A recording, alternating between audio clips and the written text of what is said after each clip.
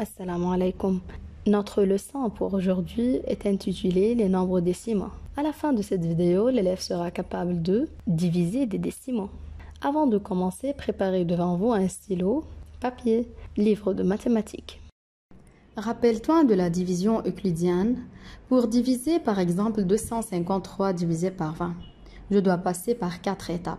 Sans la division, multiplication, soustraction et abaisser les chiffres qui restent.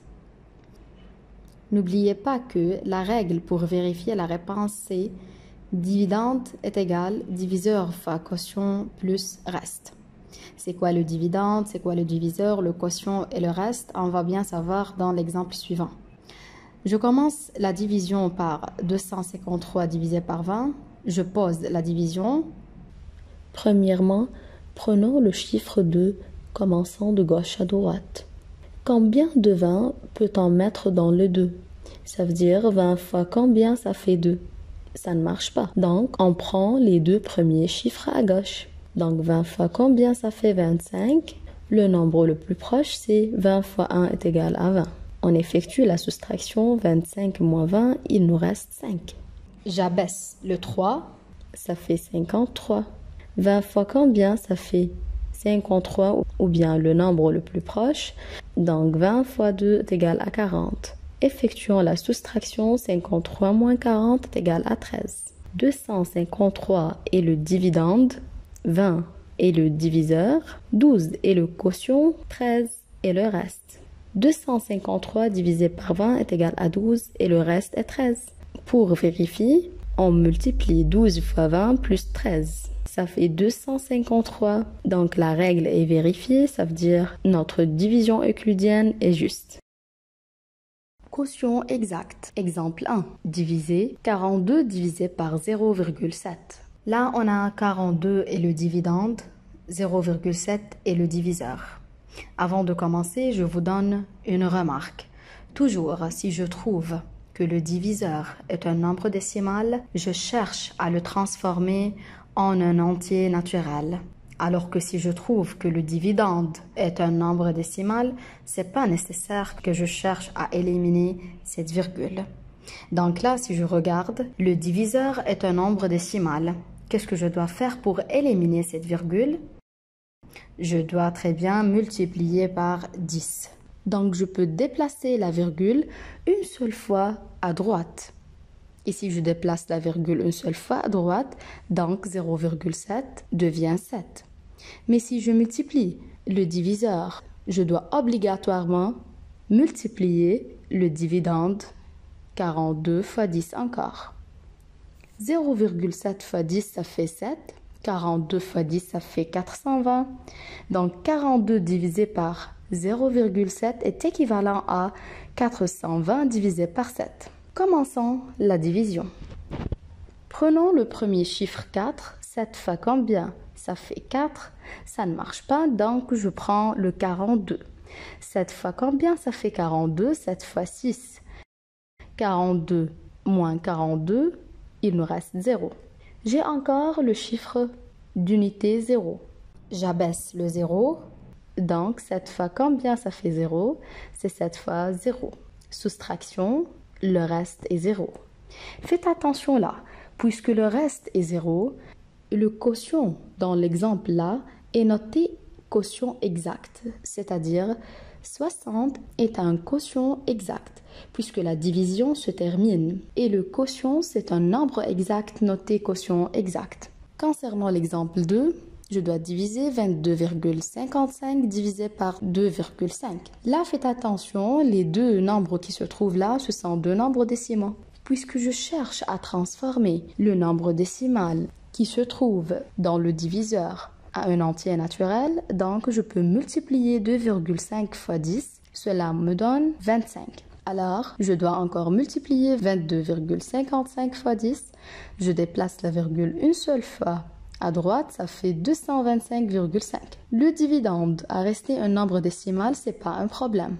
Donc 22,55 divisé par 2,5 est équivalent à 225,5 divisé par 25. Commençons la division. Combien de 25 je peux mettre dans le 2?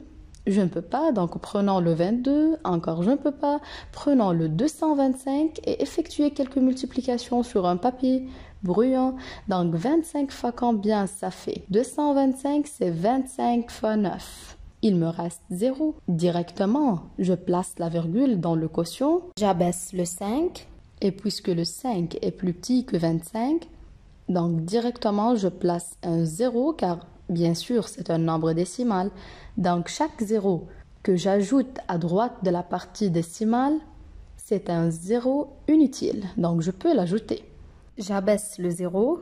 Donc ça marche très bien. 25 fois 2, ça fait 50. Là, j'obtiens le reste est égal à 0. Donc 9,02, c'est le quotient exact. C'est division termine là et le reste est égal à 0.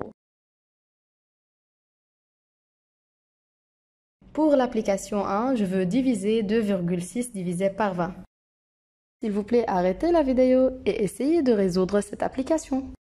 Commençons la division. Là, je peux multiplier 2,6 et je peux multiplier encore 20 fois 10, mais ce n'est pas nécessaire. Car là, le diviseur, ce n'est pas un nombre décimal. Donc là, le diviseur 20 est un entier naturel. Donc, je pose la division et je commence directement. Dans le 2, combien fois de 20 je peux mettre? Je ne peux pas mettre, donc c'est 0. 20 fois 0 est égal à 0. 2 moins 0, ça fait 2.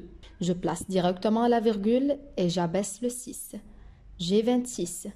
Combien fois de 20 je peux mettre dans le 26? Je peux mettre un 20 dans le 26. Donc 20 fois 1, c'est 20. 26 moins 20, il me reste 6. Je peux ajouter là un 0 qui est un 0 inutile et j'abaisse ce 0. J'obtiens 60. Dans le 60, combien fois de 20 je peux mettre?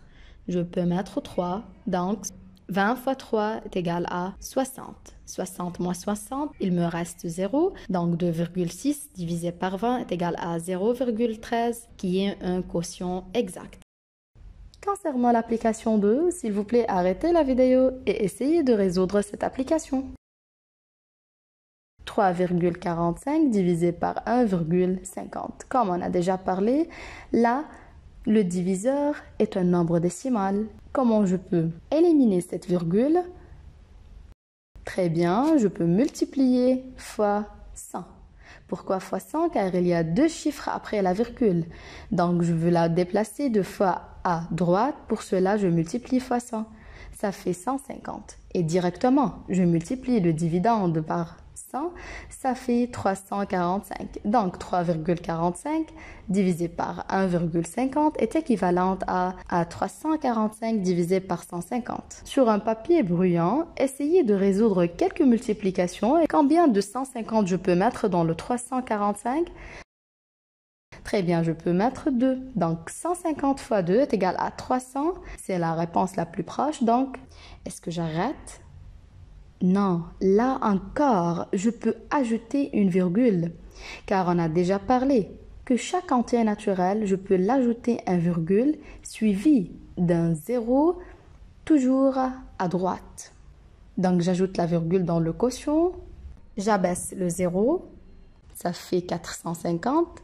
Encore, j'effectue quelques multiplications, puisque 150 fois 2, ça fait 300. Donc, 150 fois 3, ça fait 450. Et là, la division est terminée et le reste est égal à 0. Donc, 2,3 est un quotient exact. À réviser, page 25, et les règles de divisibilité, page 33 du livre. Devoir exercice 53, partie A, B, D, F et 54, page 33 du livre. Changez la question 53 par « Trouver le quotient ».